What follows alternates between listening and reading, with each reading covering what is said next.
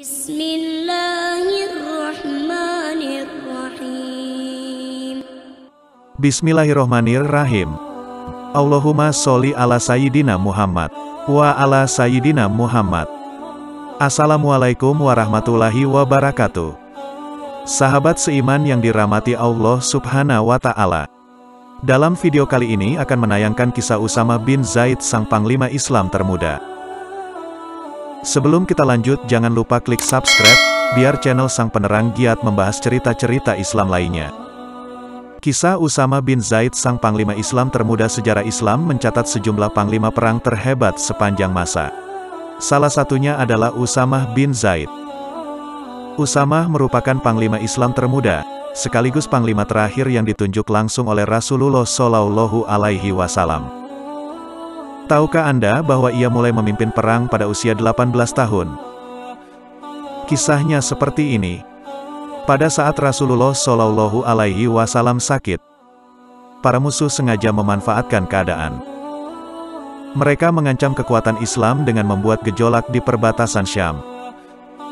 Dari arah Yaman bahkan muncul seseorang yang mengaku sebagai nabi. Di tengah kondisinya yang kurang sehat, Rasulullah Shallallahu Alaihi Wasallam tetap memerintahkan perlawanan ke perbatasan Syam.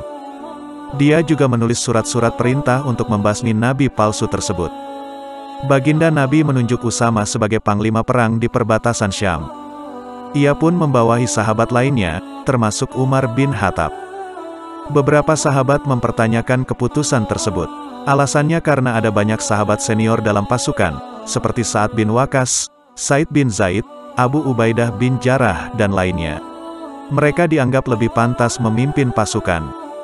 Ketika mendengar berbagai perkataan yang terdengar menyepelekan Usama, Umar segera menemui Rasulullah Shallallahu Alaihi Wasallam. Saat mendengar kabar itu, Nabi Muhammad Shallallahu Alaihi Wasallam sangat marah. Beliau kemudian bergegas menemui para sahabat di Masjid Nabawi. Nabi Muhammad Shallallahu Alaihi Wasallam bersabda, "Wahai sekalian manusia, aku mendengar pembicaraan mengenai pengangkatan Usama. Demi Allah, seandainya kalian menyaksikan kepemimpinan ayahnya, Zaid bin Haritsah. Demi Allah, Zaid sangat pantas memegang kepemimpinan, begitu pula putranya Usama." Rasulullah melanjutkan, "Jika ayahnya sangat aku kasihi, putranya pun demikian. Mereka orang baik, hendaklah kalian memandang baik mereka berdua. Mereka juga sebaik-baik manusia di antara kalian." Nabi Shallallahu Alaihi Wasallam lalu kembali ke rumahnya. Pada saat mendengarkan sabda Rasul, kaum muslimin mulai datang bergabung dengan pasukan Usama. Sebelum berangkat ke medan perang, Usama terlebih dahulu menemui Rasulullah Shallallahu Alaihi Wasallam yang masih sakit.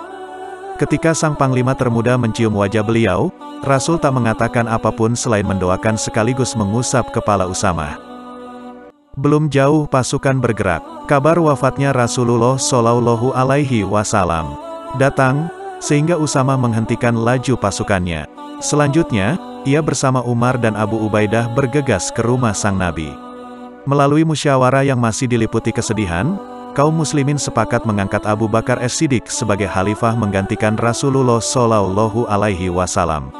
Abu Bakar kemudian menyuruh Usama kembali memimpin pasukan, seperti perintah Rasulullah Shallallahu Alaihi Wasallam. Bersama pasukannya, Usama bergerak cepat meninggalkan Madinah menuju perbatasan Syam. Setelah melewati beberapa daerah yang masih tetap memeluk Islam, akhirnya mereka sampai di Wadil Qura. Dengan strategi perang yang matang, pasukan Usama mampu mengalahkan musuh secara cepat. Setelah 40 hari kemudian, mereka kembali ke Madinah membawa sejumlah harta rampasan perang, tanpa jatuh kurban satupun.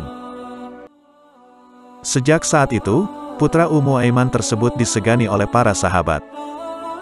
Waktu terus berjalan. Usama pun menghembuskan napas terakhirnya pada 53 Hijriah atau 673 Masehi.